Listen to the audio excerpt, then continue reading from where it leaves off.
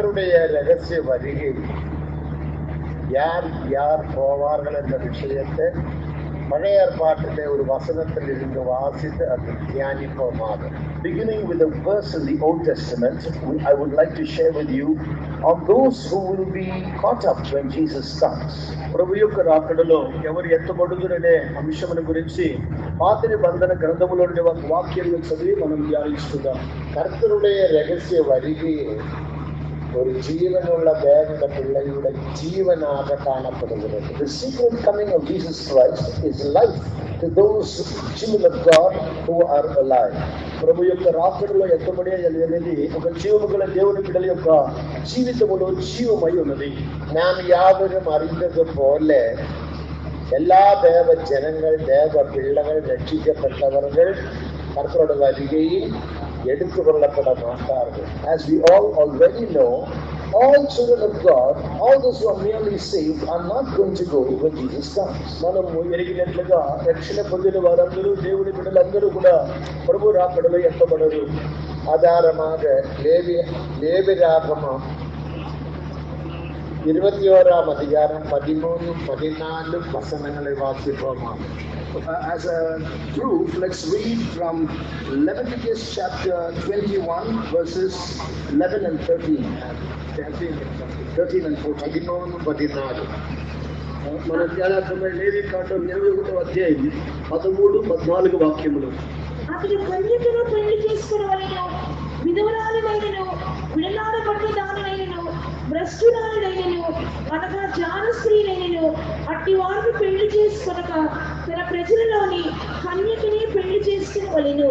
And he should take a wife from her virginity, a widow or a diverse woman, or profane or an harlot, these shall he not take, but he shall take a virgin of his own people to wife.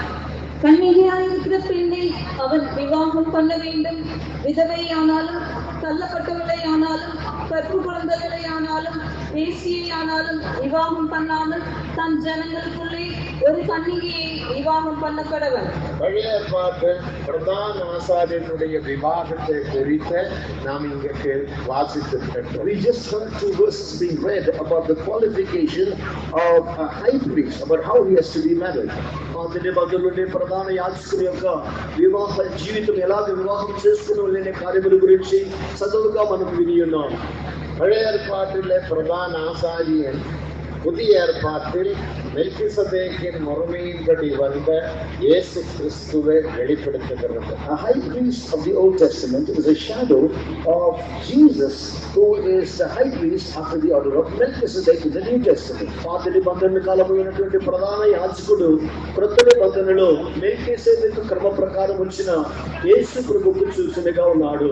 యేసు கிறிஸ்து எபிரேயர் 3ஆம் அதிகாரம் 1ஆம் வசனத்தின்படி அவர் நமக்கு பிரதான ஆசாரியனாகவும் அழைக்கப்பட்டவர்கள் வாசிக்கிறோம். பிரதான ஆசாரியன் என்று வாசிக்கிறோம்.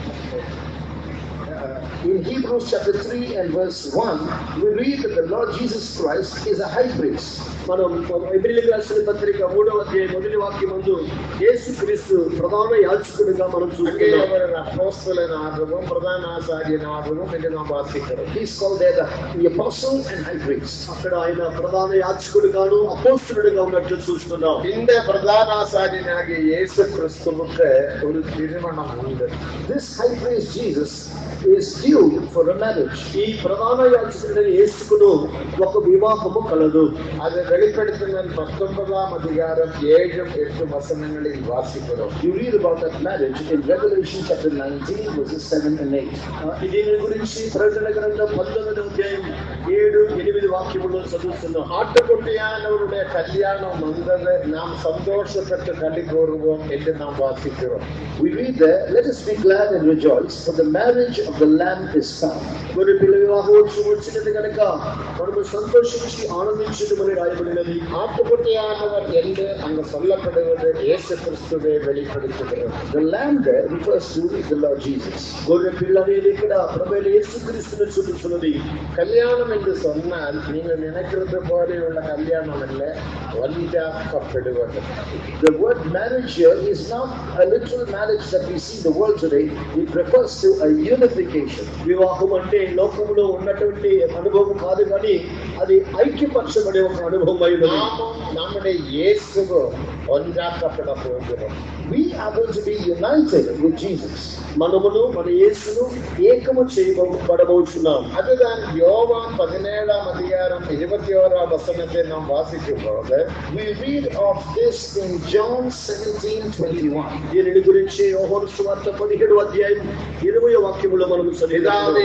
நானும் நீரும் ஒன்றாயிருக்கிறது போல இவர்கள் நம்மில் ஒன்றாகும்படி இவர்களுக்காக வேண்டுதல் செய்கிறேன் என்று நாம் வாசிக்கிறோம். Father, I pray that these may be one in us, even as I am one with thee.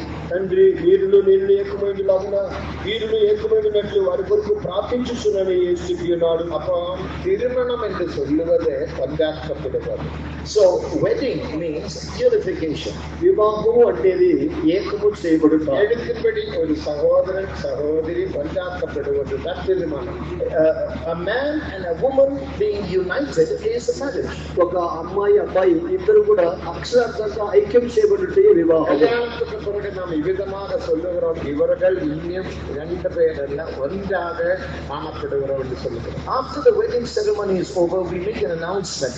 These are no more twain, they are one. వివాహ నిబంధన తర్వాత ఇక మీద వీరు ఇద్దరు కాదు కానీ ఏక శరీరం అని చెప్పుచున్నాం. தேவனுக்கு மகிமை. Glory be to God.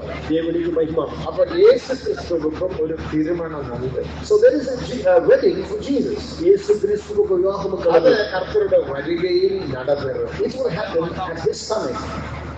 అది ప్రభు యొక్క రాకడలో జరుగును.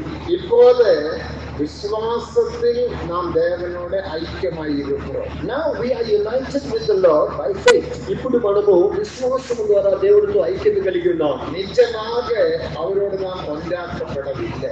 We have not yet been united with Him in reality. నిజ స్వరూపముగా ఇంకనూ మనము యేసుతో ఐక్యపడలేదు. அதனால தான் எபேசியர் 1ஆம் அதிகாரம் 14ஆம் வசனத்தை வாசிக்கும் போது நம்முடைய விவாகம் அந்த ஆலோசனை இல்லாத என்கேஜ்மெண்ட் நடந்ததாக வாசிக்கிறோம். That is why in Ephesians chapter 1 verse 13 and 14 we read of our wedding engagements taking place. ఇందు నిమిత్తమే ఎఫెసీయులకు రాసిన పత్రిక 1వ అధ్యాయం 14వ వాక్యమందు మన వివాహ ఎంగేజ్మెంట్ జరిగినట్లుగా వాక్యం రాయబడింది. ఎంగేజ్మెంట్ தான் நடந்திருக்கிறது. Now our engagement has taken place. ఇప్పుడు మనకి వివాహ ఎంగేజ్మెంట్ మాత్రమే జరిగినది. தேவனுக்கு மகிமை. Praise be to God. ప్రభువుకు మహిమ.